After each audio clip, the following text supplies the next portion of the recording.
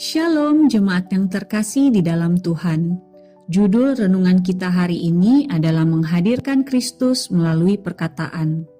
Bagian firman Tuhan yang akan melandasi renungan kita bersama terambil dari Amsal pasal 13 ayat 3 terjemahan baru kedua yang berbunyi demikian. Siapa menjaga mulutnya memelihara nyawanya. Siapa yang lebar bibir akan ditimpa kebinasaan. Di sebuah desa kecil, ada seorang pemuda yang dikenal karena kemampuan berbicara yang sangat baik. Namun, satu hal yang menjadi kelemahan pemuda ini adalah ia sering kali berbicara tanpa berpikir, sehingga menimbulkan masalah dan konflik dengan orang lain. Suatu hari, pemuda ini bertemu dengan seorang tua yang bijak. Orang ini melihat potensi yang besar dalam diri pemuda tersebut dan memutuskan untuk mengajari tentang pentingnya memilih kata-kata dalam berbicara. Kata-kata memiliki kekuatan yang besar. Mereka dapat membangun atau menghancurkan, menyembuhkan atau melukai. Pilihlah kata-kata yang bijak dan positif, karena mereka dapat membawa kebaikan dan kebahagiaan bagi orang lain. Demikianlah pengajaran yang disampaikan oleh orang tua tersebut.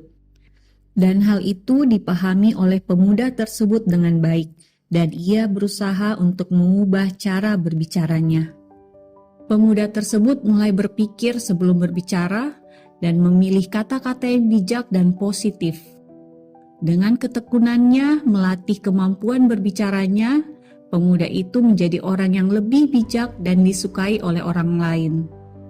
Pemuda itu dapat membangun hubungan yang baik dengan orang lain dan membantu mereka dengan kata-kata yang positif. Suatu hari, seorang teman dari pemuda tersebut mengalami musibah. Pemuda itu berusaha untuk menghibur dan memotivasi temannya dengan menggunakan kata-kata yang bijak dan positif. Temannya merasa lebih baik dan berterima kasih kepadanya. Pada saat itulah, pemuda itu menyadari bahwa memilih kata-kata dengan bijak tidak hanya membawa keuntungan bagi dirinya sendiri, tetapi juga dapat membawa kebaikan dan kebahagiaan bagi orang lain. Dia terus berusaha untuk menjadi orang yang lebih bijak dan positif dalam berbicara. Bapak, Ibu, saudara-saudari yang terkasih di dalam Tuhan, kisah tentang pemuda tadi mengajarkan satu prinsip yang sangat penting dalam kehidupan setiap orang, yaitu pentingnya memilih dan memilah perkataan sebelum disampaikan. Bahkan orang-orang yang tidak mengenal Tuhan pun memperhatikan prinsip ini dengan sangat baik, dengan tujuan agar mereka dapat diterima dan menjadi bagian dari masyarakat. Bagaimana dengan setiap kita? Orang-orang yang mengenal Tuhan yang benar, adakah kesadaran dalam diri kita untuk memilih dan memilah kata-kata yang akan kita ucapkan? Mengapa kita perlu melakukan hal ini? Kita tidak perlu berpikir terlalu jauh, sebab Amsal hari ini menjawab pertanyaan tersebut. Siapa menjaga mulutnya, memelihara nyawanya. Siapa yang lebar bibir akan ditimpa kebinasaan.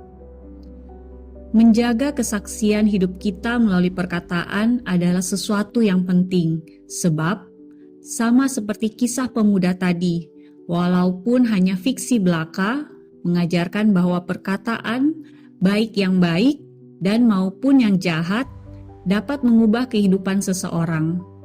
Dalam pengalaman yang lebih nyata, Yesus Kristus telah menghadirkan prinsip tersebut dalam masa pelayanannya di dalam dunia ini. Mari kita kembali melihat kisah di mana ahli Taurat dan orang Farisi membawa seorang perempuan yang kedapatan berzina ke hadapan Yesus untuk melihat bagaimana Yesus menangani kasus ini. Yesus tahu bahwa ahli Taurat dan orang Farisi berusaha untuk menjebak dia. Tetapi dalam hal ini pun, Yesus menjawab dengan pemilihan kata yang sangat tepat sehingga mengubah situasi. Yesus berkata, "Siapa di antara kamu tidak berdosa, hendaklah ia yang pertama melemparkan batu kepada perempuan itu."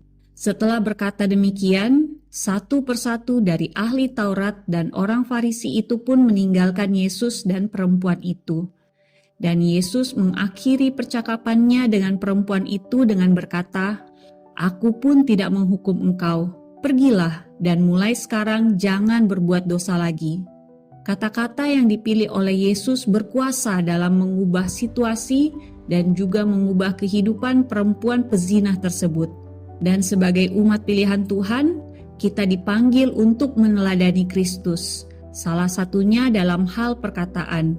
Karena dunia ini membutuhkan perkataan-perkataan yang dapat mengubah dunia ini. Dan akar dari perkataan tersebut adalah kasih Kristus. Pertanyaan untuk kita renungkan bersama. Pernahkah kita berpikir terlebih dahulu sebelum berbicara? Mengapa kita melakukannya?